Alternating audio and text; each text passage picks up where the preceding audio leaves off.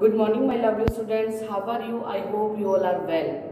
So, students, today we will start a new chapter in civics. Chapter number 21, Democracy in Action. Okay. In this chapter, we learn about universal adult franchises and what are the actions in democracy. Okay, so today we will discuss about universal franchises. Okay, now friend, I will give one example. Suppose this is two chalk. Okay, this color is blue and white. Okay, then मैं आपसे बोलती हूँ कि आप इसमें से choose करिए जो आपको पसंद है वो. मे बी आप ये चूज करेंगे, मे बी आप ये चूज करेंगे. देन ये क्या प्रोसेस जो होगा वो क्या कहलाएगा?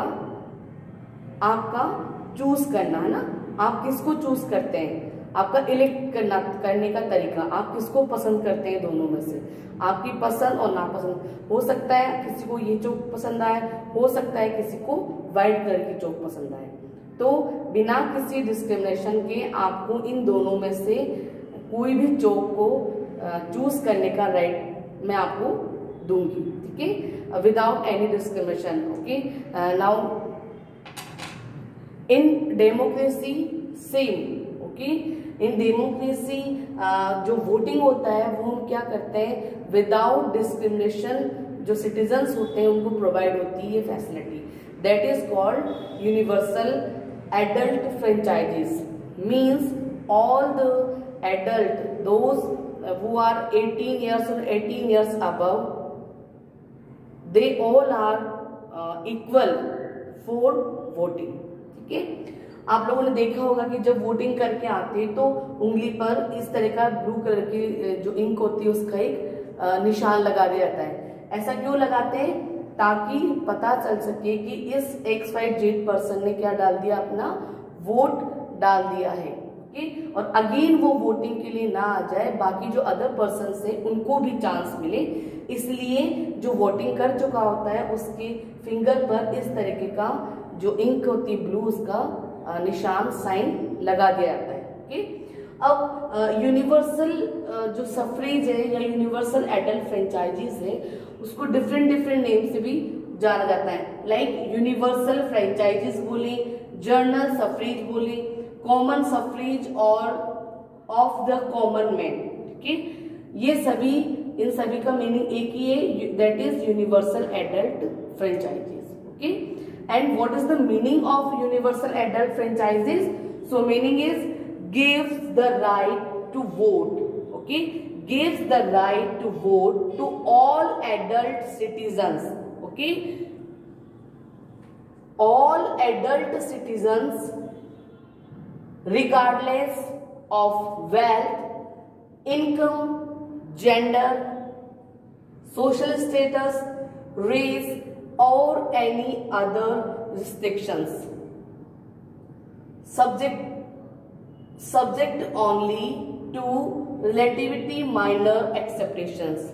Means those peoples who are adult, means 18 years or 18 years above peoples, that are called citizens. Okay, citizens regardless of wealth, उनके पास कितनी वेल्थ है उस बिहाफ पर, उनकी इनकम के बिहाफ पर, जेंडर मीन्स वो मेल है कि फीमेल है उस बिहाफ पर, और जो सोशल स्टेटस मीन्स आपका सोसाइटी में किस तरह का स्टेटस है, आप किस कास्ट से बिलोंग करते हैं, या आप पुअर है और रिच है उस बिहाफ पर. और रेस मीन्स आपके जो फेशियल फीचर्स होते हैं, लाइक आपकी आईज की कलर, आईज की शेप, नोज की शेप, है ना, वो सभी चीजें आपको इस तरह की किसी भी जो भेदभाव है वो करने के लिए मना करती. इस तरह का कोई भेदभाव नहीं किया जाएगा किसमें, यूनिवर्सल एडल्ट फ्रेंचाइजेस में. Because every adult citizens are equal for vote. ठीक है, उनको इक्वल राइट दिया गया है, समान अधिकार दिया गया है कि वो वोटिंग कर सके और अपनी पसंद का जो रिप्रेजेंटेटिव है या जो अपना लीडर है उसको चूज कर सके। उसमें किसी तरह का कोई डिस्क्रिमिनेशन, कोई भेदभाव नहीं किया जाएगा कि आप इस कास्ट के हैं तो आप वोटिंग नहीं कर सकते, या आपके फेस का कलर व्हाइट है या आपके फेस का कलर डार्क है तो आप वोटिंग नहीं कर सकते। इस तरह का कोई भी डिस्क्रिमिनेशन नहीं किया जाएगा। Next we discuss why was universal franchises granted in India. Okay? क्या इंडिया में आने से पहले भी यूनिवर्सल फ्रेंचाइजीज का जो कॉन्सेप्ट था वो एग्जिस्ट करता था? So the introduction of universal suffrage was achieved over a period of time in different parts of the world. Okay, and after the revolution of 1848, a series of political upheavals in Europe, France introduced universal male suffrage. Okay, पहला जो अधिकार दिया गया voting का वो किसको दिया गया? मेल मेंबर्स को। ठीक है, सोसाइटी माना गया कि जो मेल मेंबर्स है वो ही वोटिंग के लिए एलिजिबल है और फीमेल्स को वोटिंग का राइट नहीं दिया गया था।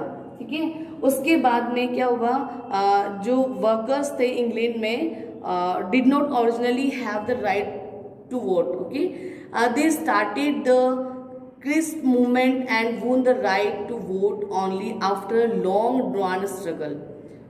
सो बच्चों, आज हम देखते हैं कि हमको वोटिंग का राइट मिला हुआ है, तो ये वोटिंग का जो राइट मिला है वो काफी स्ट्रगल के बाद में हमको मिला हुआ है।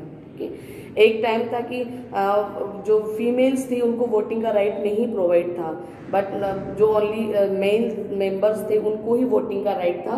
तो उनके पीछे स्ट्रगल है, कोशिशें हैं, जिसके बाद हमको ये जो अधिकार है वो मिला है। यूएस की बात करें तो in US the African and American were given the right to vote in 1965 after the introduction of the Civil Rights Act 1964 and the Voting Rights Act of 1965. Okay, 1964 and 5.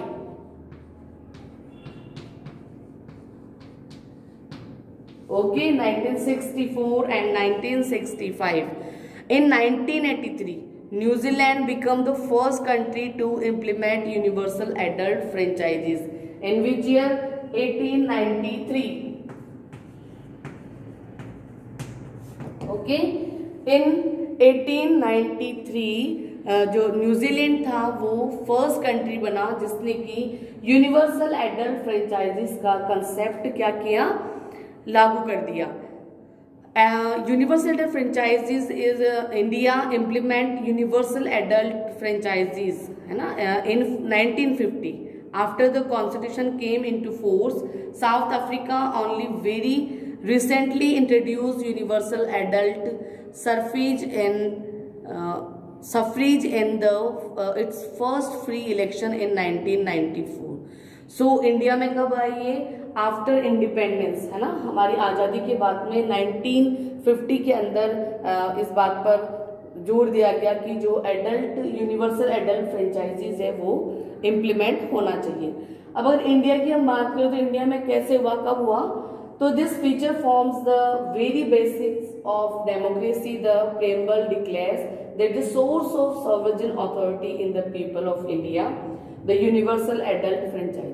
ठीक है, हमारे प्रेम्बल में इस बात साफ लिखी हुई है कि जो वयस्क मताधिकार है, यूनिवर्सल एडल्ट फ्रेंचाइजीज है, वो हमारे संप्रभु राष्ट्र के लिए बहुत ज्यादा कंपलसरी है।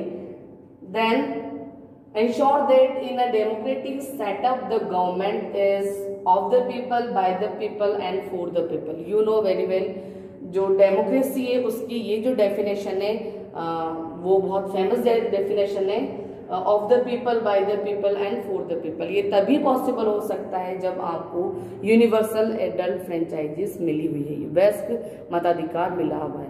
सो यूनिवर्सल एडल्ट फ्रेंचाइजीज में डिस्क्रिमिनेशन नहीं किया जाता है किसी भी बेसिस पे, लाइक आपके सोशल स्टेटस, आपकी race, caste, religion etcetera. So universal adult franchises के थ्रू हर एक पर्सन इक्वल होता है वोटिंग के लिए। सो यूनिवर्सल एडल्ट फ्रेंचाइजीज जो है वो 1 पर्सन 1 वोट इस थ्योरी पर वर्क करता है, 1 पर्सन 1 वोट।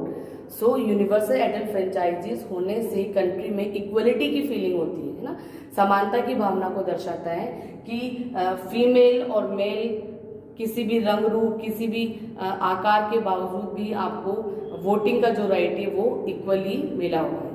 सो इस तरह देखा जाए तो यूनिवर्सल एडल्ट फ्रेंचाइजीज डेमोक्रेसी की सोल है, आत्मा है। अगर ये चीज नहीं होगी तो डेमोक्रेसी भी नहीं होगी। So that's all for today. Next class we have discuss next topic. Thank you and have a nice day.